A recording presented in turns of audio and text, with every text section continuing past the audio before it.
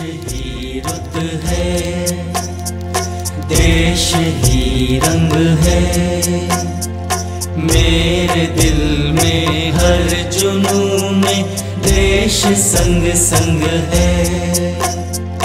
देश ही रुत है, देश ही रंग है।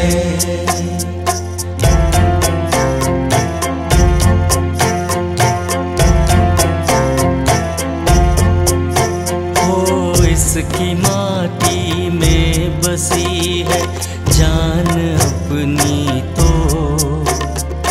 इसके रंगों से बनी पहचान अपनी तो।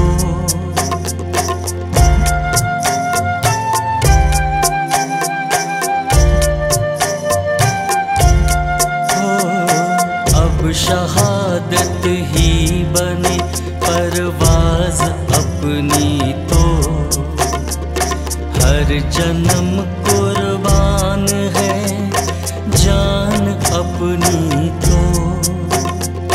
मेरे दिल में जिस्म जान में देश है मेरा, है जहां में सबसे प्यारा देश ये मेरा। देश है मेरा, देश है मेरा।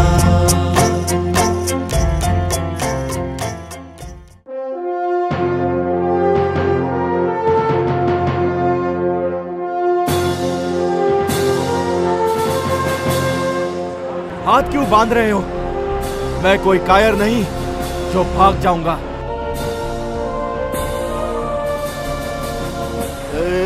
भारत माता की जय। दो भारत माता की जय। तीन भारत माता की जय। 15 भारत माता की जय।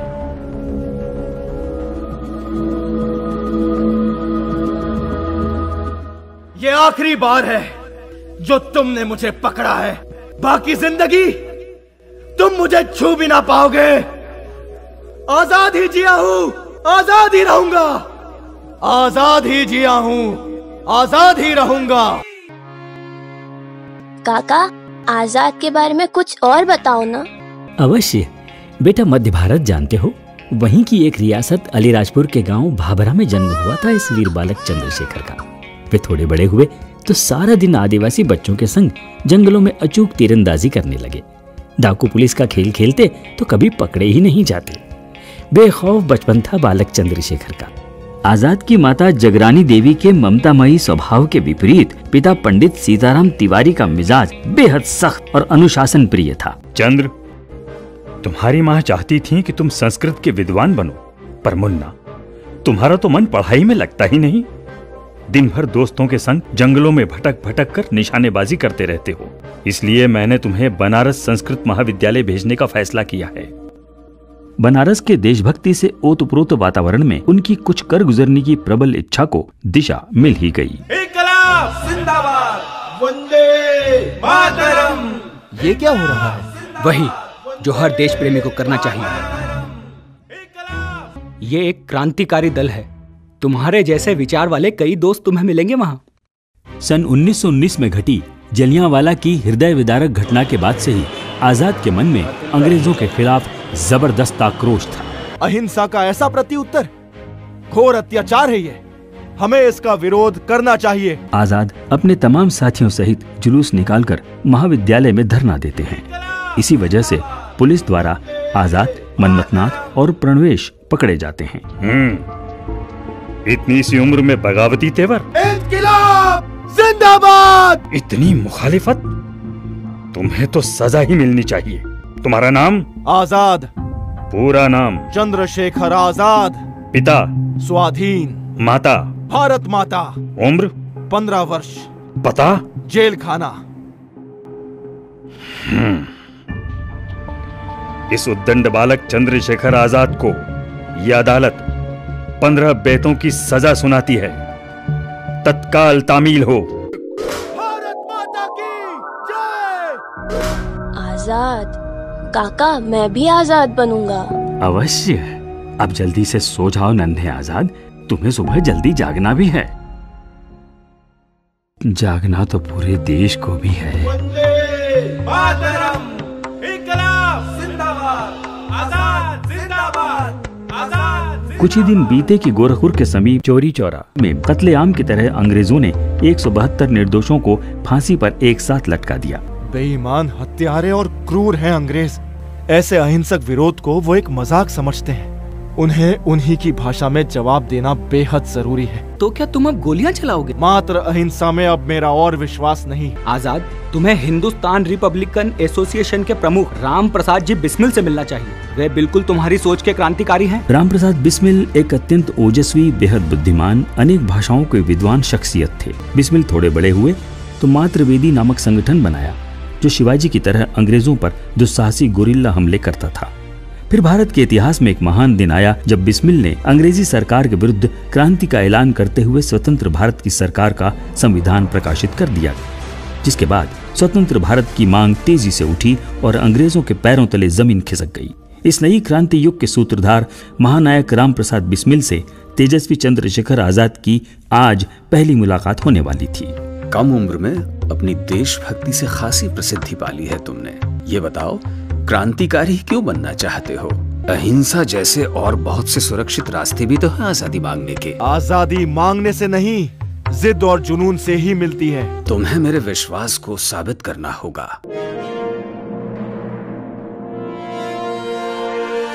आज से तुम इस दल के सदस्य हुए। आजाद ने दल में शामिल होते ही अपनी गतिविधियों से अंग्रेजों की नाक में दम कर दिया। कभी पकड़े जाना तो दूर, उन्हें किसी ने देखा तक नहीं था। उन्हें पकड़ना असंभव था। आजाद की गतिविधियों को देखते हुए उन्हें क्रांतिकारियों के दल का नया नेता घोषित कर दिया। आजाद अब कमांडर आजाद बन चुके थे। यह है राजेंद्र नाथ लाहिड़ी, योगेश चंद्र चटर्जी, राजगुरु, रोशन सिंह, अशफाक उल्ला खां और साथीगण। और आप हैं चंद्रशेखर आजाद, हम सबके नए कमांडर। जय हिंद। जय हिंद। मेरे नेतृत्व में कोई खतरनाक अभियान आरंभ करने के पहले ध्यान से मेरी बात सुन लीजिए। कोई और नहीं जो हमें मार सके, हमारी खुद की कमजोरी के सिवाय। मेरे किसी भी साथी ने कभी भी किसी स्त्री की ओर गलत नजर उठाई तो वो मेरी पिस्तौल का निशाना बन जाएगा। नशे और लालच की भी यही सजा होगी। हमारा चरित्र ही हमारी ताकत है। संगठन के नियम अटल हैं, अटल ही रहेंगे। साथियों को जो रूखा सूखा मिल जाए खाना होगा। हम यहां किसी खास मकसद के लिए एकत्रित हुए, मौज मजे को नहीं। शहादत कोई मजबूरी नहीं, दिल का सुकून है। भौतिक सुख या आत्मा की शांति, दो में से एक चुन लीजिए। अब कमांडर आजाद ने दल को राष्ट्रीय स्तर पर फैलाना आरंभ कर दिया। सबसे पहले दिल्ली स्थित साबुन की इस फैक्ट्री में रात में आजाद अपने साथियों के साथ बम बनवाते। ऐसी अनेक बम फैक्ट्रियां मुझे देश भर में लगानी है। कानपुर में गणेश शंकर विद्यार्थी का अखबार प्रताप क्रांतिकारियों का केंद्र बिंदु था। आजाद यहीं से बटुकेश्वर दत्त, शिव वर्मा, कुंदनलाल, जयदेव, सुरेंद्र पांडे के जरिए बम फैक्ट्री का संचालन करते। एक नौजवान के गहरे अनुरोध पर विद्यार्थी जी ने उसका परिचय आजाद से करवाया। ये सरदार भगत सिंह थे जो कठिन परीक्षा के बाद दल में शामिल कर लिए गए। इसके बाद आजाद अपने क्रांतिकारी साथी शालिग्राम शुक्ल से मिलने चले जाते हैं। सुनो, इसे रखो। और आप? मेरी चिंता मत करो, तुम इसे सदा साथ रखा करो। बड़ी बुरी खबर मिली है आजाद। आपके पीछे शालिग्राम शुक्ल को पुलिस ने घेर लिया था। आपकी दी हुई पिस्तौल से उस वीर ने शहीद होने के पूर्व 4 अंग्रेजों को मार गिराया। अब आपको भी तुरंत कानपुर छोड़ देना चाहिए। आजाद अब कानपुर से झांसी की ओर निकलते हैं। नए साथी सदाशिवराव अमलापुरकर, विश्वनाथ वैशंपायन, भगवान दास माहौर से मिलकर झांसी में बम फैक्ट्री शुरू करते हैं। यहीं पर पास ही एक मोटर गैराज भी था, जहां आजाद रोजाना कार ड्राइविंग भी सीखते हैं ताकि किसी को उन पर शक न हो। वे ओरछा के पास एक झोपड़ी में ब्रह्मचारी साधु हरिशंकर बनकर रहते। यहीं जंगल में क्रांतिकारियों को पिस्तौल चलाना सिखाते। यह कहां का न्याय, जो सामने दिखा उसे सूली पर टांग दिया। अंग्रेज सिर्फ आतंक फैलाना चाहते हैं, हिंदुस्तानियों को डरा डरा कर राज करना चाहते हैं। इनकी हिंसा और अत्याचार का जवाब अब मेरी पिस्तौल ही देगी। इसके लिए मुझे ऐसी हजारों पिस्तौलें चाहिए ढेरों हथियार चाहिए, कैसे भी। परंतु इसके लिए धन कहां से आएगा? एक ही रास्ता है। क्रांति के लिए हथियार और हथियारों के लिए धन की आवश्यकता थी। सो एक अंग्रेज परस्त धनी व्यक्ति के घर में आजाद और बिस्मिल ने डाका डाल दिया। घर में मौजूद एकमात्र महिला आजाद से भिड़ गई और पिस्तौल उसके हाथ लग गई। क्योंकि आजाद ने उस पर हाथ नहीं उठाया, तब बिस्मिल ने महिला को चांटा मारकर पिस्तौल छीनी। इसे रोका क्यों नहीं? मैंने शपथ ली है, किसी स्त्री पर हाथ नहीं उठाऊंगा। पंडित जी, ऐसी प्रतिज्ञा से आजादी तो दूर, हम सब बेवजह मारे जाएंगे। कुछ भी हो, मैं अपने उसूल नहीं तोड़ सकता। तो फिर क्रांति के लिए धन कैसे आएगा? बताओ क्विकसिल्वर, ऐसा आदर्श धन आएगा कहां से? धन जरूर आएगा, और इस जालिम अंग्रेज सरकार से ही आएगा। पता करना होगा अंग्रेजों का खजाना कब और कहां किन किन रेलगाड़ियों से आता जाता है। बिस्मिल जी, भले ही कमांडर मैं हूं, पर आपका नेतृत्व बेमिसाल है, इसलिए इस खजाने को लूटने की जिम्मेदारी आपसे बेहतर कोई नहीं निभा सकता। सहारनपुर से लखनऊ जाने वाली रेलगाड़ी 8 डाउन को काकोरी नामक स्थान पर 10 लोगों ने लूटा। ये देश की पहली सरकारी खजाने की लूट थी। इस लूट से अंग्रेज सरकार हिल गई। बनारसी दास की शॉल घटनास्थल पर ही छूट गई थी, जिस पर बने एक निशान से खुफिया पुलिस के अधिकारी हर्टन और तसद्दुक हुसैन उस तक जा पहुंचे। फिर क्या था, देशव्यापी धरपकड़ और अत्याचार शुरू हो गए। 40 क्रांतिकारी पकड़े गए। सबसे पहले 26 सितंबर 1925 की रात में राम प्रसाद बिस्मिल और राजेंद्र नाथ लाहिड़ी पकड़े गए। जल्दी अंग्रेज सेशन जज हैमिल्टन की कोर्ट ने 6 अप्रैल 1927 को दोनों को फांसी की सजा भी सुना दी। आजाद ने जब इन वीरों की फांसी की खबर सुनी तो वे तड़प उठे। करोड़ों लोगों में से मुट्ठी भर होते हैं जो मातृभूमि का कर्ज उतारते हैं। मैं ऐसे अनमोल साथियों को गंवा नहीं सकता। हमें चीफ कोर्ट में मुकदमा लड़ना होगा ताकि कुछ वक्त मिल सके। आजाद, केशव, मुरली शर्मा, अशफाक, शचीन्द्र नाथ, ये पांचों अभी तक फरार थे। 13 जुलाई 1927 को एक अन्य जज बेनेट द्वारा आखिरकार अशफाक को फांसी और शचीन्द्र नाथ को काला पानी में उम्र कैद का फैसला सुना दिया गया। सीआईडी पुलिस के शातिर कप्तान खान बहादुर तसद्दुक हुसैन ने जेल जाकर अशफाक से कहा, फांसी से बचना हो तो सरकारी गवाह बन जाओ, वरना बेमौत मारे जाओगे। हमारी बात मानो मियां, क्यों अपनी जिंदगी तबाह करने पर तुले हो? अजल से वे डरे जीने को जो अच्छा समझते हैं। मियां, हम 4 दिन की जिंदगी को क्या समझते हैं? अशफाक भाई, तुम एक मुस्लिम हो और अल्लाह के फजल से मैं भी एक मुस्लिम हूँ। ये बिस्मिल वगैरह काफिर हिंदू हैं, आजादी के नाम पर हिंदू राज लाना चाहते हैं। तुम खुद को इनसे अलग कर लो। जुबान संभाल कर बात कीजिए। बिस्मिल जी को आपसे ज्यादा मैं जानता हूं और आपने उन्हें काफिर कहा। इसके लिए मेहरबानी करके आप यहां से तशरीफ ले जाएं, वरना मेरे ऊपर दफा 302 का एक और मुकदमा कायम हो जाएगा। कोर्ट में बिस्मिल का कोई वकील नहीं था। अपना मुकदमा वे खुद लड़ रहे थे। बिस्मिल कमाल के बुद्धिजीवी थे। उनकी धारा प्रवाह अंग्रेजी में बहस व दलीलों को सुनकर एक दिन चीफ जज ने पूछ ही लिया, mister Bismil, from which university you have taken the degree of law? Chief जज लुइस शर्ट बिस्मिल की प्रतिभा से इस कदर प्रभावित था कि उसने अपनी डायरी में लिखा, मैंने ऐसी दूसरी प्रतिभा दुनिया में कहीं नहीं देखी। हमारे ब्रिटिश खेमे में एक भी बिस्मिल के स्तर का नहीं था। यदि बिस्मिल ब्रिटेन में जन्मे होते तो निस्संदेह वे ब्रिटिश सेना के सेनाध्यक्ष बनाए जाते। इसी जज द्वारा ब्रिटेन में बैरिस्टर के प्रस्ताव को ठुकराकर बिस्मिल तो जैसे इस दुनिया से ही दूर जा चुके थे। अब न वो अहले वलवले हैं, न अरमानों की भीड़ है। एक मिट जाने की आरज़ू दिले बिस्मिल में है। अरे भाई, ये मुल्ला जगत नारायण बिस्मिल जी को फांसी दिलवाने के लिए पूरी जान लड़ा रहा है। विलायती वकालत जो पढ़कर आया है, पर अपने ही देश के खिलाफ। लाख रुपयों की फीस जो दी है अंग्रेजों ने। यही इस देश की विडंबना है। बाहर से आए मुट्ठी भर विदेशियों ने इस देश के हकदारों को उन्हीं के देशवासियों की मदद से इसी देश में मौत के घाट उतार दिया। शायद इसीलिए हमारा देश बार बार गुलामी की सजा पाता रहा है। मुकदमे के दौरान अधिकांश क्रांतिकारियों को लखनऊ की सेंट्रल जेल में एक साथ रखा गया, जहां वे बिस्मिल के लिखे हुए गीत पर उनकी अगुवाई में अपनी दीवानगी से आसमान गुंजाते रहे। आजाद अक्सर वहां भी अपने साथियों से मिलने बेखौफ चले जाते थे। हम अभी से क्या बताएं क्या हमारे दिल में है, खींच कर लाई है सबको कत्ल होने की उम्मीद, आशिकों का आज जमघट कूचाए कातिल में है, सरफरोशी की तमन्ना अब हमारे दिल में है, देखना है जोर कितना बाजुए कातिल में है लिए हथियार दुश्मन ताक में बैठा उधर, और हम तैयार है सीना लिए अपना इधर, खून से खेलेंगे होली गर वतन मुश्किल में है, देखना है जोर कितना बाजुए कातिल में है। एकमात्र आजाद ही ऐसे शेर थे जो सलाखों से आजाद थे। आजाद का ठिकाना जानने के लिए बंदियों को क्रूर यातनाएं दी जाती, आंखें निकाल ली जाती और नाखून नोच लिए जाते, पर किसी भी वीर ने आजाद का पता नहीं बताया। Mister Bismil, tell us about Azad. Where is he? वो कहाँ है? अदालत आपसे आखिरी बार पूछती है, आपका साथी चंद्रशेखर आजाद कहाँ है?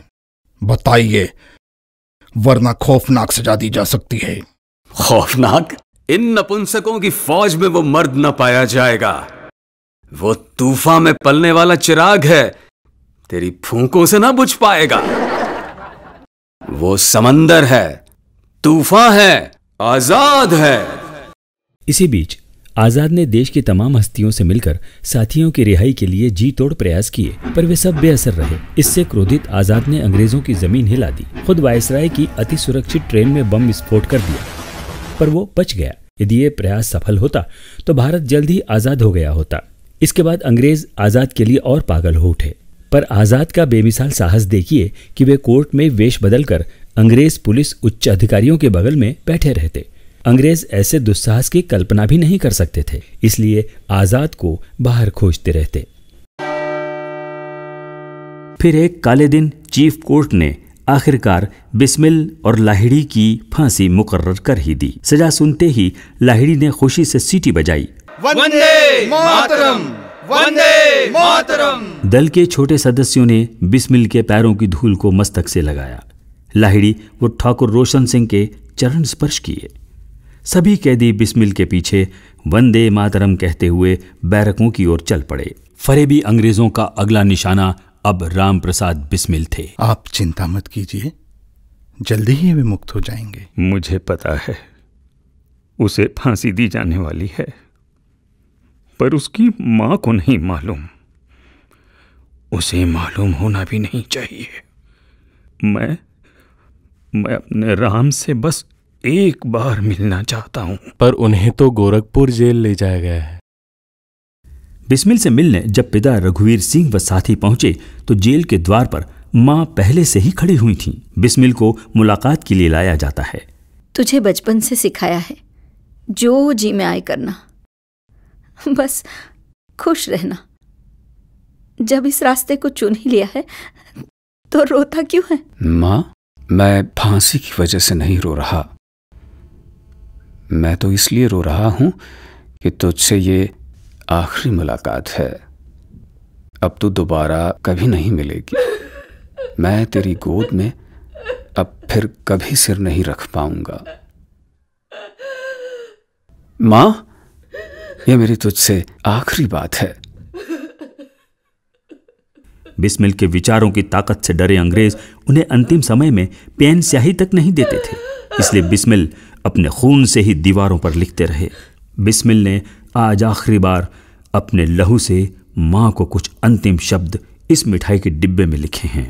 आए तेरे कूचे में जब राख मेरी उड़कर, एक नन्हे से बच्चे के तू माथे पर लगा देना। एक नया बिस्मिल तू फिर से बना देना।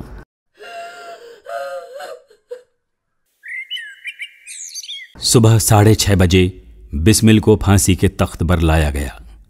वो आगे बढ़े और खुद फंदे को चूमते हुए कहा, I wish the downfall of British empire. जय हिंद। माँ से जब किसी ने उनका दुख पूछा तो वो बोली, मैं अपने पुत्र के बलिदान पर दुखी नहीं, मैं श्री रामचंद्र जैसा पुत्र चाहती थी, वैसा ही मेरा राम था। बिस्मिल की फांसी के ही दिन 19 दिसंबर को ही फैजाबाद जेल में अशफाक को भी फांसी दी गई। इसी दिन इलाहाबाद जेल में ठाकुर रोशन सिंह को भी फांसी दे दी गई। इन महान देशभक्तों की असमय शहादत के बाद संगठन भी समाप्त प्राय हो गया। आजादी की ये लड़ाई यहीं थम गई। इस लड़ाई को जिंदा रखने के लिए कमांडर आजाद को अज्ञात स्थानों पर भूमिगत होना पड़ा। राम राम जी। राम राम। ओरछा नरेश महाराज श्रीमंत वीर सिंह जी का संदेश लाया हूं। आपका उनकी रियासत में स्वागत है और किसी भी प्रकार की आवश्यकता हो तो अवश्य बताइएगा। ओरछा नरेश को मेरा धन्यवाद कहिएगा। यह पुलिस की इतनी हलचल क्यों है? पास ही में किसी की हत्या हुई है। पुलिस उसके आरोपी की तलाश कर रही है। आपका भी यहां रहना अब सुरक्षित नहीं है। सही कहा आपने। जाने से पहले यदि आप आपके माता पिता का पता दे देते तो देखिए, आपका जीवन सदैव खतरों से भरा हुआ है। कोई दुखद घटना हो गई तो कम से कम उन बुजुर्गों की सेवा है तो कुछ राशि उन्हें। विद्यार्थी जी, कान खोलकर सुन लीजिए। मैं आपकी बड़ी इज्जत करता हूं, लेकिन भविष्य में कभी मेरे परिवार के बारे में कोई बात ना कीजिएगा।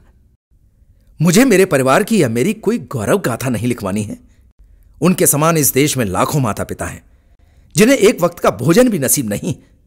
यह संगठन का पैसा है।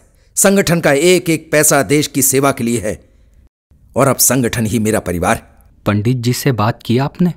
हां, पर वो मना कर गए। आपने उन्हें मनाया नहीं? क्या करें, पंडित जी की जिद और तेजस्विता के आगे मैं कुछ बोल नहीं पाया। उनका फैसला अटल होता है। फिलहाल तो वे नए अभियान की योजना में जुट गए हैं। अंग्रेज उन्हें पागल कुत्तों की तरह ढूंढ रहे हैं, पर वे थोड़े दिन भी चुप नहीं बैठना चाहते। दिल्ली के फिरोज शाह स्थित खंडहर में सितंबर 1928 को स्वाधीन सेना की 7 सदस्यीय केंद्रीय समिति की महत्वपूर्ण गुप्त बैठक में पूरे देश के सभी क्रांतिकारी दलों को मिलाकर एक नया महासंगठन बनाया गया, हिंदुस्तान सोशलिस्ट रिपब्लिकन एसोसिएशन, जिसका कमांडर इन चीफ आजाद को बनाया गया। इस बैठक में शिव वर्मा, भगत सिंह, महावीर सिंह, सुखदेव, भगवती चरण बोहरा और राजगुरु भी शामिल हुए थे। अंग्रेजों के अत्याचार इतने बढ़ गए हैं कि गोलियां नहीं, हमें बम चाहिए। इसलिए मैं कानपुर और झांसी के पश्चात आगरा में भी बम फैक्ट्री लगाना चाहता हूं। रंजीत और राजगुरु, तुम लगाओगे ये फैक्ट्री। संपूर्ण भारत में ऐसी बम फैक्ट्रियों का जाल बिछाना चाहता हूं। हमें जल्द ही कुछ ऐसा करना होगा जिससे हम काकोरी के वीर योगेश चंद्र को जेल से छुड़ा सकें। और हां रंजीत, तुम्हारी विदेशी भाषा पर मजबूत पकड़ है। तुम भाषण भी जोशीला देते हो, इसलिए आज से तुम्हें संगठन का राष्ट्रीय प्रचार प्रमुख बनाया जाता है। लाहौर में अंग्रेजों के बनाए अन्यायपूर्ण साइमन कमीशन के विरोध में जनता ने लाला लाजपत राय के नेतृत्व में पूर्ण अहिंसक विरोध प्रदर्शन किया, जहां अंग्रेजों की बेवजह लाठीचार्ज में लाला जी की मृत्यु हो गई। इस घटना से क्रांतिकारियों को जबरदस्त गुस्सा आया। पंडित जी, हमें हर हाल में लाला जी की हत्या का बदला लेना है। जरूर लिया जाएगा। पर कैसे? वो कमीना अंग्रेज अधिकारी हमेशा सैनिक छावनी के अंदर ही रहता है। अच्छा है, दुश्मन अपने घर में ही सबसे अधिक बेफिक्र रहता है। तो क्या हम उसे छावनी में अंदर घुसकर मारेंगे? बाहर निकलना असंभव हो जाएगा, सब मारे जाएंगे। हम बाहर निकलें या ना निकलें, उस अत्याचारी की देह से प्राण अवश्य बाहर निकाल देंगे। यहां तो निकलने का रास्ता ही नहीं है। मशीन गनों से भून देंगे वो हमें। आत्महत्या ही होगी यह तो। होने दो, मुझे मेरे बिस्मिल, लाला जी और साथियों का चेहरा दिखाई देता है, अंग्रेजों की छोटी सी गोलियां नहीं। तुम्हें सिर्फ मौत ही क्यों दिखाई देती है, आजादी क्यों नहीं? ऐसी बात नहीं, डरता हूं कभी जिंदा पकड़े गए तो। जिंदा?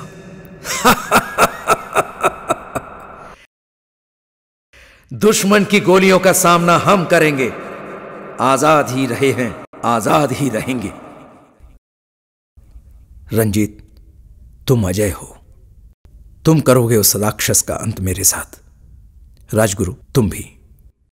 तीसरा मोर्चा आपातकालीन होगा, जिसमें सुखदेव, विजय कुमार, भगवान दास होंगे। और जय गोपाल तुम करोगे पहचान उस राक्षस की। 17 दिसंबर 1928 दोपहर 4:15 बजे सॉन्डर्स की हत्या कर दी गई। पहले राजगुरु ने उसे सीधे सिर पर गोली मारी, फिर भगत सिंह ने 3 गोलियां छाती पर दागी। सारे शहर में पोस्टर लग चुके थे कि लाला जी की हत्या का बदला ले लिया गया है। पूरे लाहौर की नाकेबंदी कर दी गई। परिंदा भी यहां से बचकर नहीं निकल सकता था।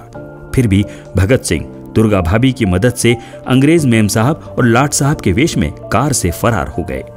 रही बात आजाद की, तो अंग्रेज उन्हें अब तक पहचानते तक नहीं थे। रास्ते में आजाद को खबर मिलती है कि दुर्गा भाभी के पति और क्रांतिकारियों के साथी भगवती चरण बोहरा बम बनाते समय विस्फोट से शहीद हो गए हैं। आजाद ने अपनी गिरफ्तारी की परवाह किए बिना रास्ते से ही तुरंत वापस लौटकर रावी नदी के किनारे उन्हें स्वयं अग्नि दी। इसके बाद सभी सदस्य आगरा में एकत्रित होते हैं। बधाई पंडित जी। बधाई। पर ऐसे इक्के दुक्के दुश्मन को मारने से तो आजादी पाने में सैकड़ों वर्ष लग जाएंगे। हमें कुछ खास करना होगा। क्यों ना हम सीधे असेंबली में ही बम फेंकते हैं। इससे क्या होगा? लंदन में बैठी बहरी अंग्रेज सरकार हिल जाएगी और ये काम मैं खुद करूंगा, वो भी अकेले। आज्ञा दीजिए पंडित जी। सेनापति होने के नाते क्या मेरा यही काम है कि नए साथी इकट्ठा करूं, उनसे स्नेह और घनिष्ठता होने के बाद फिर उन्हें मौत के मुंह में भेजकर खुद यूं ही बैठा रहूं? नहीं, कोई और नहीं।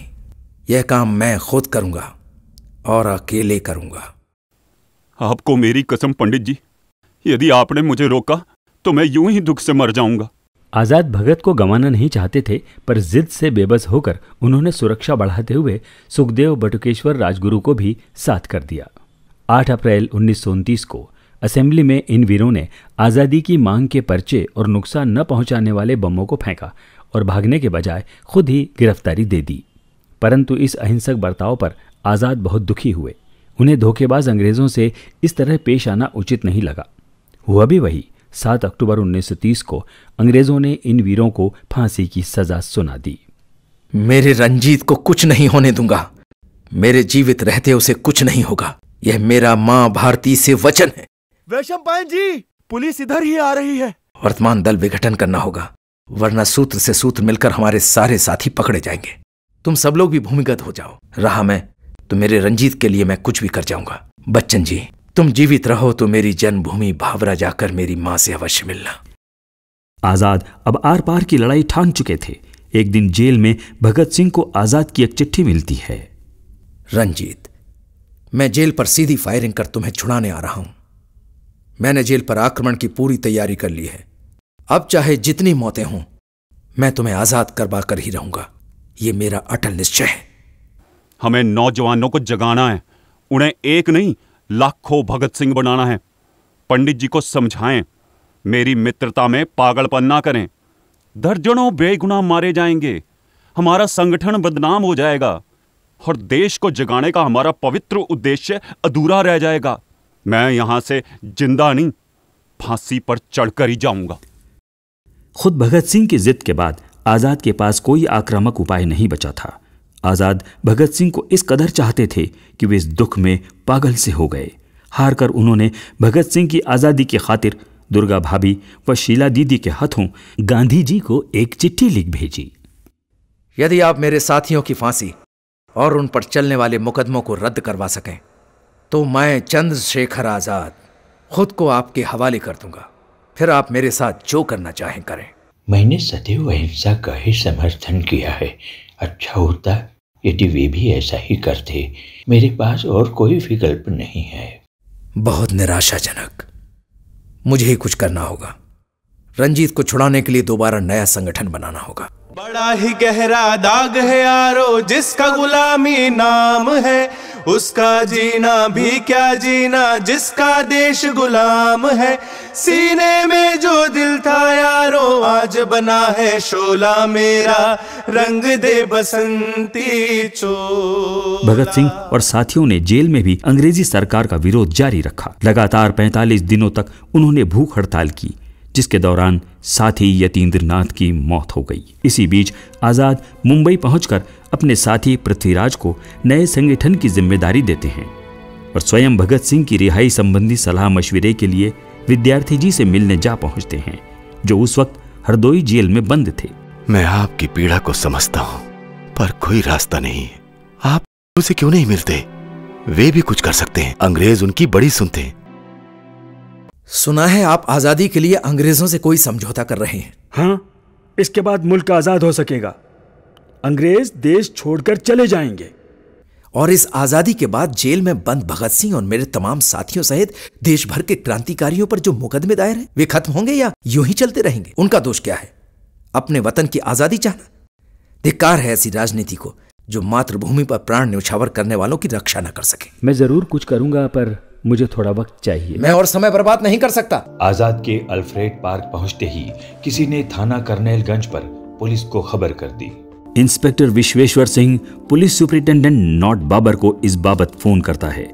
नॉट बाबर भारी पुलिस फोर्स लेकर तुरंत पार्क की ओर निकल पड़ता है। नॉट बाबर आजाद को देखते ही फायर करता है। आजाद उसका एक ही गोली से हाथ तोड़ देता है। अपने उच्चाधिकारी को घायल देख इंस्पेक्टर विश्वेश्वर सिंह आजाद को अपशब्द कहता है। जवाब में आजाद अगली ही गोली से उसका जबड़ा तोड़ देते हैं। आजाद को सैकड़ों हथियारबंद सिपाहियों द्वारा चारों ओर से घेर लिया जाता है। भारी भरकम फौज से मात्र एक जामुन के पेड़ की ओट के सहारे आधा घंटा अकेले लड़ते हैं। फिर गोलियां खत्म होते देख आजाद आखिरी गोली से खुद को शहीद कर लेते हैं, पर अंग्रेजों के हाथ नहीं आते हैं। वंदे मातरम। उनका पुलिस पर इतना खौफ था कि शहादत के 15 मिनट बाद भी पुलिस आजाद की पार्थिव देह के नजदीक नहीं जाती। शहीद आजाद की पार्थिव देह पर दूर से ही गोली चलाकर तसल्ली की जाती है। इतनी देर में आजाद के शहीद होने की खबर आग की तरह चारों ओर फैल चुकी थी। विशाल संख्या में उमड़ते भावुक जन सैलाब से घबराकर पुलिस आजाद की शहीद देह को इस स्थान से कहीं दूर ले जाती है। भीड़ द्वारा शहीद स्थल पर इतने फूल बरसाए जाते हैं कि शहीद स्थल पर फूलों का पहाड़ सा बन जाता है। आजाद अमर रहे के नारे गूंजते ही जा रहे हैं। इस खबर से शाम होते होते पूरे देश में क्रांति का सैलाब आ जाता है। जब भगत सिंह को यह खबर मिली तो वे बिलख पड़े। उनके प्रिय पंडित जी अब नहीं रहे। क्रांतिकारियों के अजेय कमांडर चंद्रशेखर आजाद अपनी मातृभूमि पर आज न्यौछावर हो गए। जिंदा। दुश्मन की गोलियों का सामना हम करेंगे। आजाद ही रहे हैं, आजाद ही रहेंगे। मैं रहूं या ना रहूं, संदेश है मेरा। सर उठा कर जीना मरना हक रहा मेरा। सरज़मीं को, इस नमी को दिल में रखना तुम। सिर कभी ना अब वतन का झुकने देना तुम। आजाद पूरी जिंदगी कभी पकड़े नहीं गए, ना कभी जेल गए। वो आजाद थे, आजाद ही रहे। आजाद की शहादत के कुछ दिनों बाद भगत सिंह को भी फांसी दे दी गई। लेकिन आजाद के खून से जागा हिंदुस्तान की आजादी का ये जुनून फिर कभी नहीं थमा। कुल 9,70,000 भारतीय आजादी की इस लड़ाई में फांसी पर चढ़ा दिए गए। आजादी कतई सस्ती नहीं, इसका मूल्य समझिए। आप भारतीय हैं, आजाद आपके भी हृदय में रहते हैं। उन्हें श्रद्धापूर्ण नमन। वंदे मातरम। जय हिंद।